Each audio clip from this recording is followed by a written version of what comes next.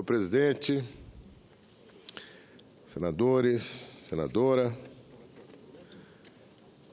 eu estava ouvindo há pouco aqui o senador Lindbergh e vou fazer uma observação sobre a fala dele.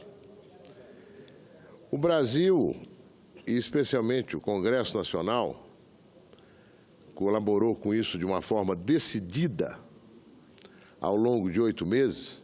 O Brasil começa a se levantar de um momento muito difícil que coincidiu com o impeachment da presidente. O Brasil começa a dar sinais de que estamos entrando num período que pode ser muito virtuoso do ponto de vista do emprego, da renda, do crescimento da economia, e temos avançado bem nessa direção. Já votamos, nesses meses, a nova lei do pré-sal, a DRU, um Simples, a PEC do teto, quanta coisa mais. E agora, este ano, já votamos a PEC, a medida provisória do ensino médio. Os sinais, inclusive numéricos, são muito eloquentes. A inflação caiu hoje, com relação a 8 meses atrás, pela metade.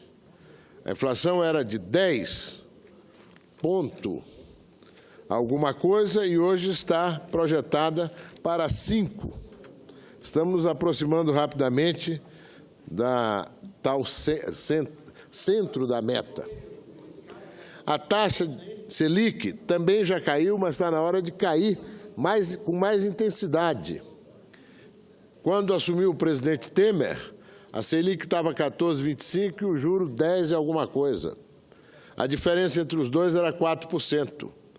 Hoje, com uma Selic de 13%, a tal taxa de juros, e com uma inflação chegando em 5%, nós temos aí uma diferença de 8 pontos, abrindo caminho para que, efetivamente, o Banco Central faça, e certamente vai fazer, já deu indicações, uma intensificação de redução da Selic. O Brasil tem que alcançar, já em meados desse ano, uma taxa de juros que seja de 1 dígito e não mais acima de 10%.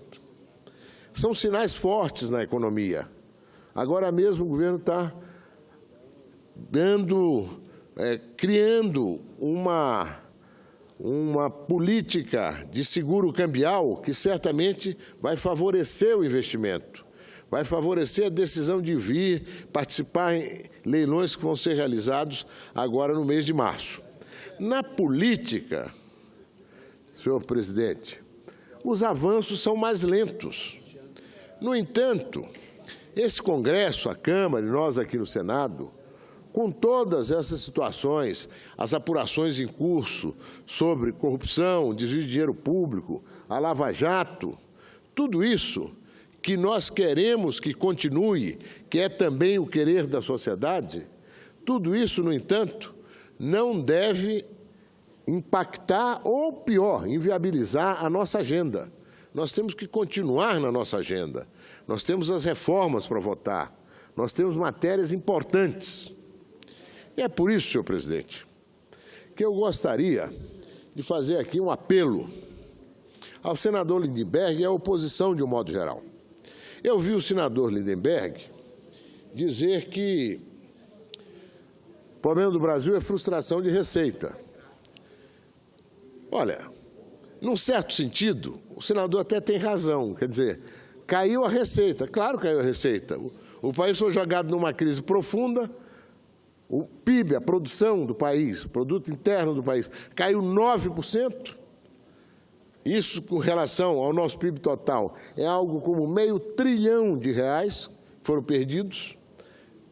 Claro que não foi só o R$500 bilhão, é o que perdemos de emprego, de renda, de oportunidades, não é? E, claro, as receitas caíram. Mas a facilidade com que o senador diz, privação, frustração de receita não. Foi o Brasil quase quebrou e as receitas caíram. Agora, nós temos que reativar a economia brasileira, não é? E é naquilo que estamos empenhados e com resultados muito efetivos. Agora, de outro lado, o senador colocou a questão dos juros, como se isso não fosse um problema que diz respeito ao partido do senador, ao PT. A presidente, quando foi afastada do poder, nos entregou uma taxa de juros de 14,25%.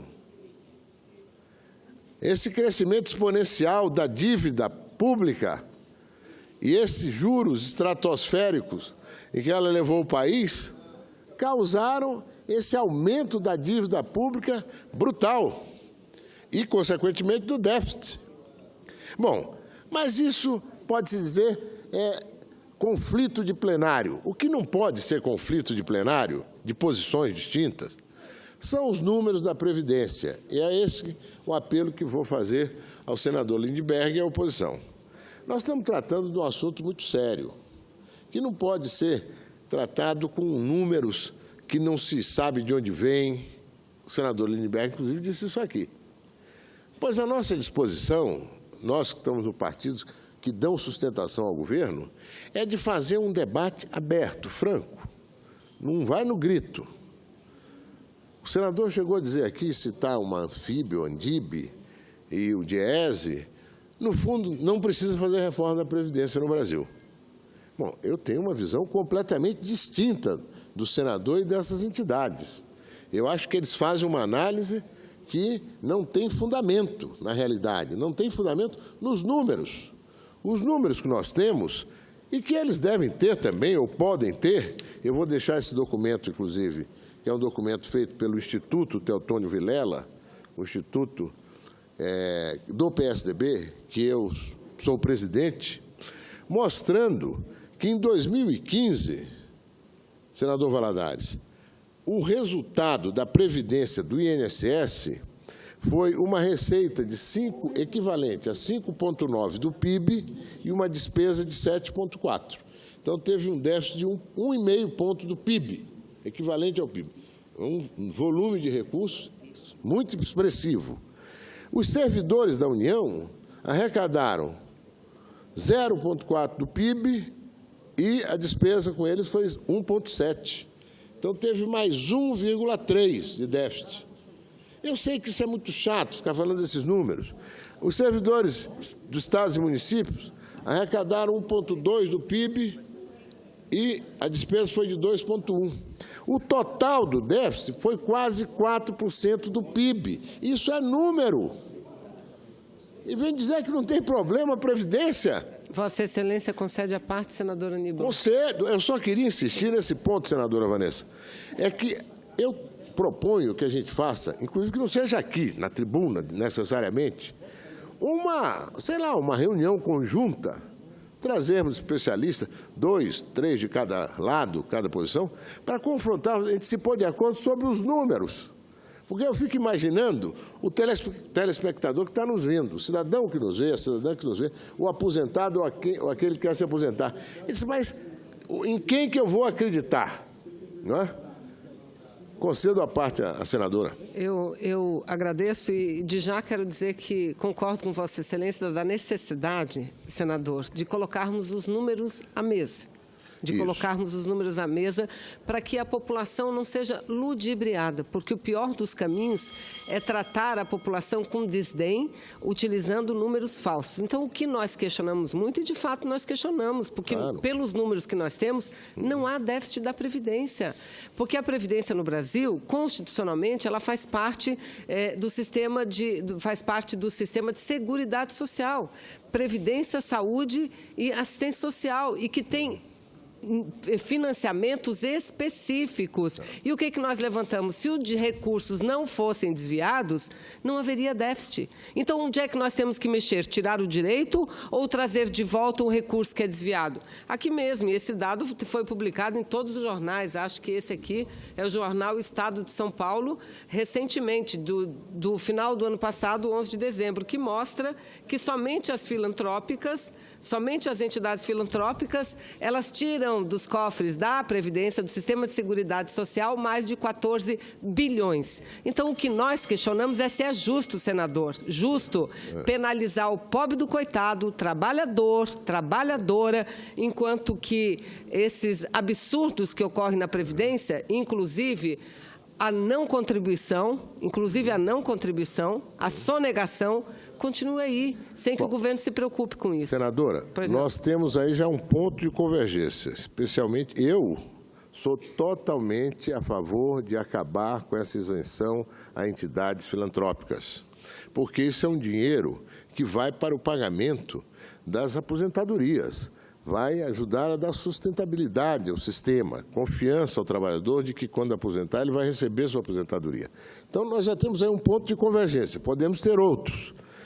Podemos fazer um sistema mais apurado de combate à sonegação, mas, de qualquer maneira, o sistema como está, ele não tem chance de se sustentar.